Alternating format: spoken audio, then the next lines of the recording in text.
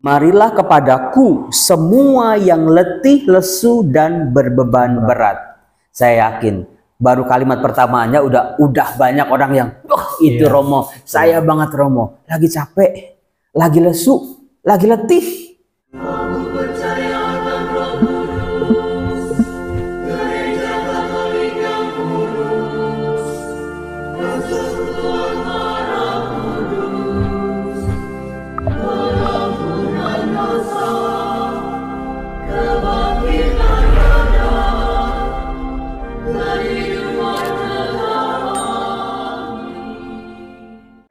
Salve subscriber dari Bible Learning with Father Joseph Susanto, dan juga salve sahabat Katoliko keren, bertemu kembali dalam sharing kita. Kali ini kita sudah bersama lagi dengan Romo YouTuber kita nih, yang pasti kalian sudah tidak asing lagi. Setiap hari kalian mendengarkan sabda Tuhan, renungan Tuhan yang dibawakan dengan begitu luar biasa oleh Romo Joseph Susanto. Selamat siang Romo. Selamat siang. Iya, gimana kabarnya Romo? Halo para sahabat, salve dari Katoliko keren. Iya, oke. Dan sahabat Katoliko keren, pada kesempatan kali ini kita akan kolaborasi nih bersama dengan Romo YouTuber kita, Romo Joseph. Kita akan berbincang-bincang seputar salah satu kekayaan dari Gereja Katolik, diantaranya yaitu firman Tuhan dan juga tak lupa Ekaristi. Romo, boleh dijelaskan nggak Romo, gimana kekayaan Gereja Katolik tersebut, yaitu Ekaristi dan juga firman Tuhan?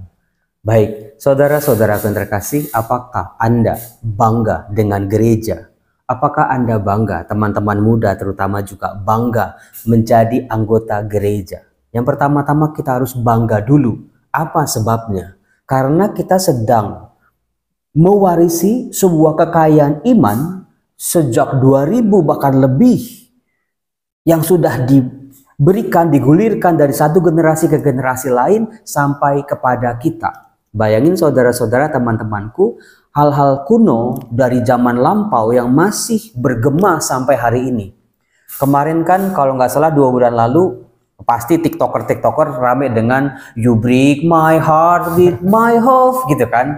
Atau sebelum lagi ada 10 gelombang kiri, 10 gelombang kanan, selalu begitu. Selalu masyarakat zaman sekarang itu dihebohkan, diviralkan dengan hal-hal yang luar biasa, entah lucu, entah konyol, entah apapun lah, gosip-gosip artis. Tetapi saudara-saudara, seviral-viralnya, number one di Twitter, number one di TikTok, tetapi setelah 2-3 bulan nggak ada lagi yang ngomongin. Betul. Tetapi warisan gereja, Ekaristi, sakramen, kitab suci, pengajaran-pengajaran iman dalam gereja bisa bertahan sampai hari ini. Bayangin coba, itu kalau cuma mengandalkan media sosial, zaman dulu nggak ada media sosial, cuma mengandalkan lucu-lucuan, nggak semua pewartaan iman itu lucu. Tetapi apa yang menjadi kekuatan, daya yang bisa bertahan sampai hari ini? Jawabannya adalah Roh Tuhan sendiri. Tetapi problemnya saudara-saudara, dunia ini nih berkembang nih, dunia berubah. Kadang-kadang setiap perubahan, hal-hal yang baru menakutkan, ya nggak sih? Benar, Romo. Tapi harus kita sadar juga, selama perkembangan 2000 tahun, gereja juga harus mengalami masalah-masalah yang berat.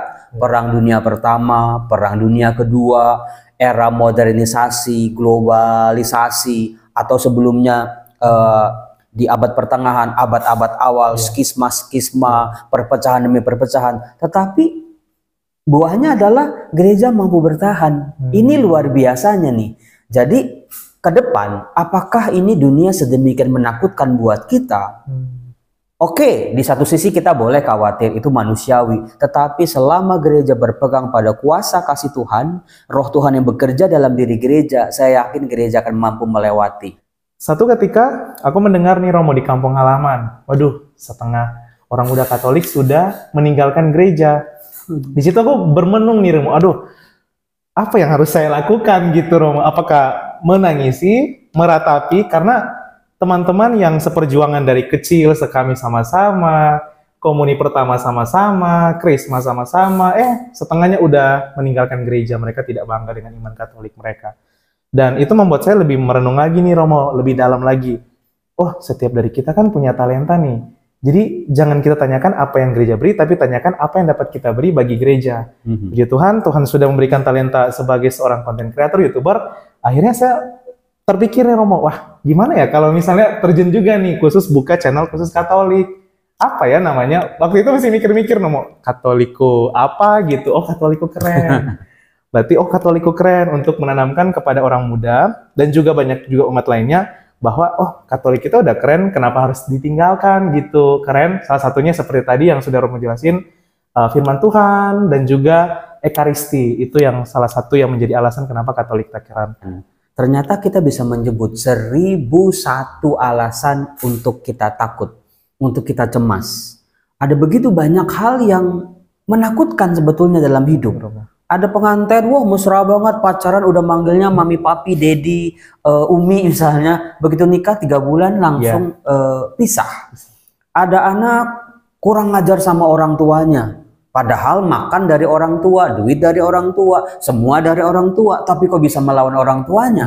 Apalagi nanti kalau udah gede. Kalau orang tuanya udah nggak bisa apa-apa, itu orang tua siap-siap dibuang ke panti jompo. Soal pekerjaan, banyak orang yang ya terkena PHK mungkin, kemudian juga sakit penyakit, makin lama makin bingung. Saya punya concern terhadap orang-orang yang sakit kanker. Itu kanker sekarang ini makin lama makin nggak bisa dibayangkan lah. Dulu kan cuma payudara misalnya, sekarang ada pankreas, ada kanker lidah, kanker hidung, kanker telinga, kanker apapun. Ini ada apa dengan dunia? Apakah dunia udah serusak ini? Saya yakin para penonton di sini, orang muda maupun orang dewasa, sedang berjuang betul-betul untuk boro-boro mengalahkan masalah, Romo. Bisa bertahan aja itu udah bagus banget gitu ya. Dan saya yakin juga dalam perjuangan kita babak belur, dalam perjuangan kita untuk menghidupi keluarga, menghidupi anak istri, orang tua, orang-orang di sekitar kita yang kita layani, babak belur kita, membuat kita lelah, membuat kita capek. Kalau udah capek biasanya udah deh, kita udah kayak menghilang tanpa berita. Di gereja udah hilang, di pelayanan udah hilang, di komunitas udah nggak muncul-muncul lagi. Lama-lama kita udah hilang di keluarga kita sendiri. Marilah kepadaku semua yang letih, lesu dan berbeban berat. Saya yakin baru kalimat pertamanya udah banyak orang yang itu Romo, saya banget Romo, lagi capek, lagi lesu, lagi letih. Kalau letihnya cuman tenaga gitu, cuma fisik, mungkin kita tidur sebentar pulih lagi, tidur sebentar makan vitamin mungkin udah seger lagi. Tapi orang zaman sekarang banyak yang letih dengan kehidupannya, letih jiwanya, letih rohaninya. Capek Romo dengan kehidupan dihantam terus-menerus masalah-masalah datang silih berganti. Masalah yang ini belum datang, belum selesai, sudah datang masalah baru lagi. Coba, apakah yang saya katakan ini betul-betul ada Anda alami saat ini? Coba tulis di kolom komen ya. Yang Katolik keren juga begitu. Tulis di kolom komen apakah kata-kata saya ini benar. Banyak dari kita capek, banyak dari kita letih. Kalau letihnya rohani, letihnya jiwa, itu carinya di mana?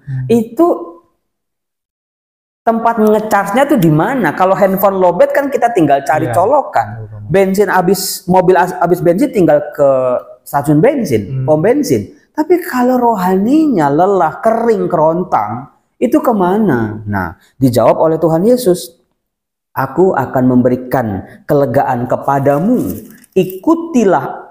Dikatakan di sini, pikulah kuk yang kupasang dan belajarlah daripadaku. Saya bangun 4:30, rekaman, jam 7 udah jadi gitu. Lalu saya kerja. Mau berhenti sebetulnya. Tapi